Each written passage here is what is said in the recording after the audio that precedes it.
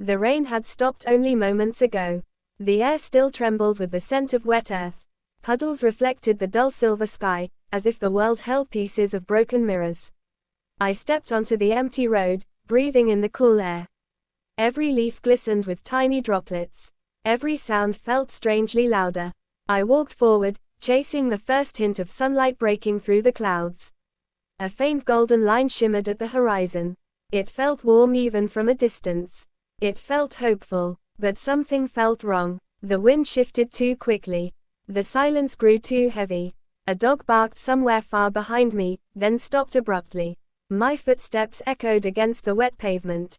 The sky brightened, yet the shadows around me stretched longer. Impossible shadows. Shadows that did not match the position of the sun.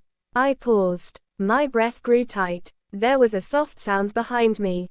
A drip. Another drip. Another. I turned slowly. The puddles behind me rippled as if something had stepped into them. But no one was there. The sunlight touched the far end of the street, glowing warmer and brighter. It felt like an invitation. A safe place. A direction to run toward. Yet the shadows behind me crept closer. The wet pavement darkened as if soaked by something other than rain. My heartbeat thudded in my ears. The air grew colder instead of warmer. Suddenly, I smelled something sharp. A metallic scent rising from the ground. It did not belong to rain. I took a step backward, eyes fixed on the approaching darkness. The sunlight seemed to pull away from me, fading from the edges like a retreating wave. The sky dimmed again. Then I heard it, a soft whisper, so close that I felt it brush my ear. A voice that was not carried by wind. A voice that knew my name. Come back. My legs froze. The puddle at my feet trembled. A second whisper followed, this time from the opposite side. Do not follow the light. My pulse hammered against my ribs. I looked toward the sunlight again. Now it seemed farther than ever. Almost unreachable. The shadows shifted. They curved around me, closing in like a slowly tightening circle. I forced myself to breathe. The air stung my lungs. Something cold brushed the back of my hand. I jerked my arm away, but nothing was there.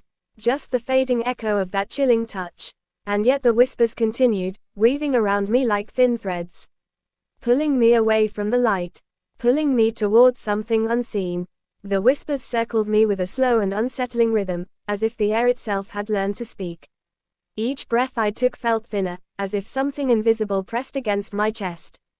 I stepped backward again, careful not to turn my back fully on the shifting shadows.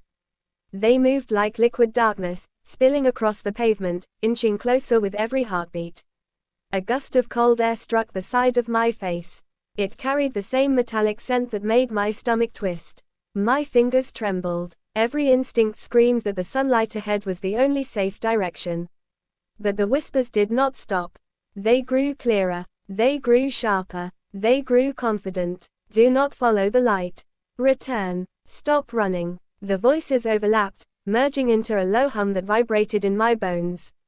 My legs felt heavy, as if the damp ground clung to my shoes. The puddles around my feet shifted again, rippling outward as if disturbed by unseen footsteps. I forced myself to step toward the fading sunlight. The moment my foot lifted from the ground, a sudden shiver ran up my spine. A new voice emerged from behind me. This one deeper, lower, closer. You cannot leave. I spun around. The world behind me had changed. The buildings along the road seemed to tilt slightly inward, warped by some unseen pressure. The windows reflected nothing. Not the street. Not me. Only darkness. A faint figure stood near the far corner, half hidden behind a leaning street lamp. I felt a sharp jolt of fear. The figure did not move. It did not shift. It did not breathe. It simply existed, like a piece of shadow given shape. My mouth felt dry. A chill crept across my arms even though the rain had stopped long ago. The figure did not come closer, but the shadows near my feet stretched toward it, drawn as if by a magnetic pull. The puddles reflected its outline, but not its details. No face, no features, only a hollow silhouette. I whispered to myself that it was a trick of the light. A reflection, a shadow of a passing cloud.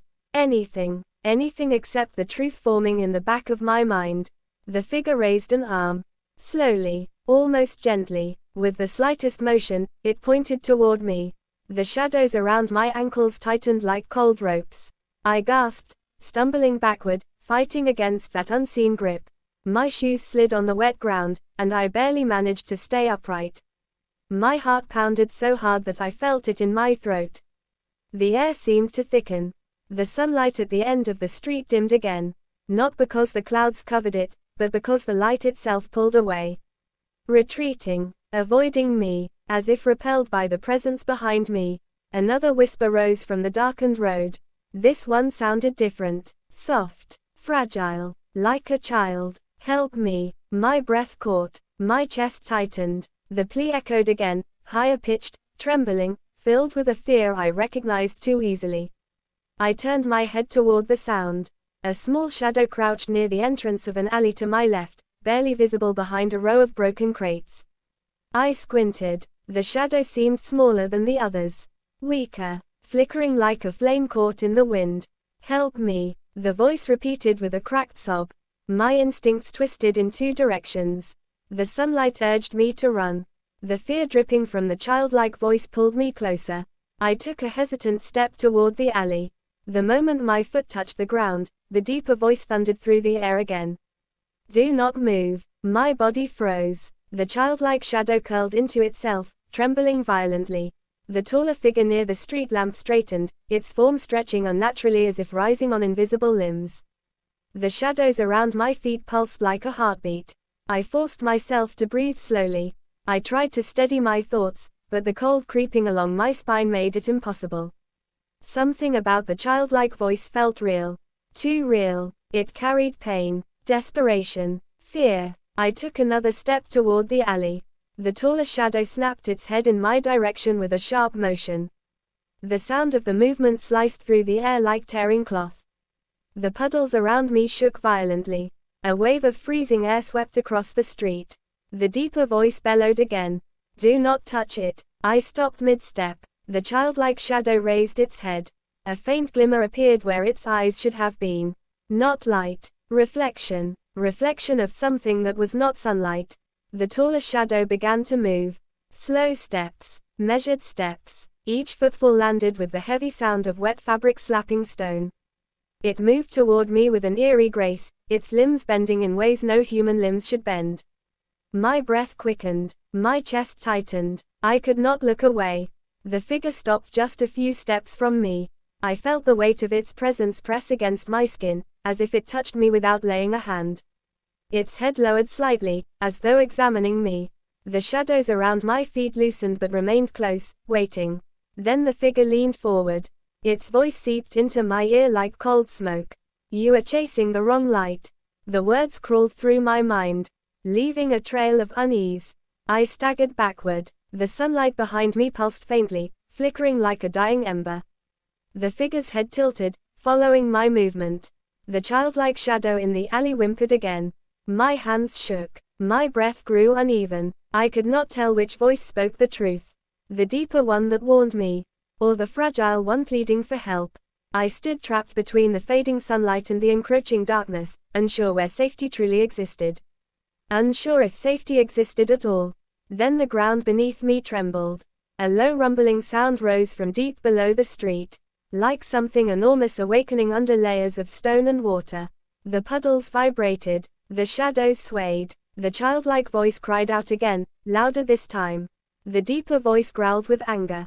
The taller figure stepped even closer, and the sunlight at the end of the street began to vanish completely. Everything around me shifted at once. The world darkened. The street warped. The temperature dropped so sharply that my breath turned white in the air. In that moment, I realized something terrifying. The rain had ended, but something else had begun. Something older than storms. Something that did not want me to run. Something that waited in the space between the shadows and the dying light.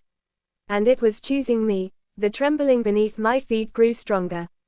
The shadows tightened their circle.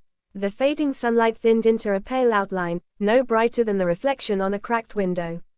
I felt myself slipping between two choices that no longer felt like choices at all. The deeper voice surged through the cold air. Decide. The childlike voice trembled. Please help me. My chest ached from the weight of fear. My vision wavered as the dim light fractured into shifting colors. For a moment, everything slowed. My breath, the darkness, even the trembling ground. I closed my eyes. The world narrowed to the sound of water dripping from rooftops, to the distant rumble buried beneath the street, to the faint warmth lingering on my skin from the sunlight that once touched me. When I opened my eyes again, I stepped forward with every ounce of strength I had left. Not toward the darker figure, not toward the trembling childlike shape, not toward the fading light. I stepped into the very center of the narrowing space, where shadow and light met. The ground shook violently. The puddles erupted upward, splashing cold water across my legs. Both voices rose at once, merging into a deafening cry. Then everything went silent. Completely silent. A soft warmth settled over me.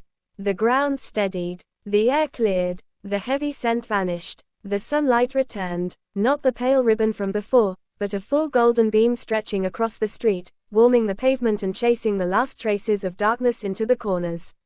The shadows that had surrounded me flattened and faded until they were nothing more than the ordinary shapes cast by whetstones. The taller figure dissolved into the brightness as if it had never been there. The childlike shape released a final whisper that drifted away like mist in the wind.